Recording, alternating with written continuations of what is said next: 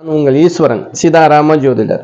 இந்த 2025 மார்ச் மாதம் வரக்கூடிய +2 +1 10th மாணவ மாணவிகள் இந்த ஆண்டு கல்வியில நல்ல தேர்ச்சி பெறணும் அப்படின்னு நீங்க நினைக்கிறீங்களா? பயப்பட வேணாம். பயப்படாம முதல்ல நீங்க படிக்க ஆரம்பிங்க. படிக்கக்கூடிய நேரம் பார்த்தீங்க அப்படின்னா காலையில 4 மணில இருந்து 6 மணி வரைக்கும். இரவு நேரங்கள் நம்ம எவ்வளவு நேரம் படிச்சாலும் அந்த நேரங்கள்ல தூக்கங்களை கெடுத்து படிக்கிறதுனால காலையில நீங்க தேர்வு எழுத போகும்போது மறதி வர்றதுக்கு அதிக வாய்ப்பு இருக்கு.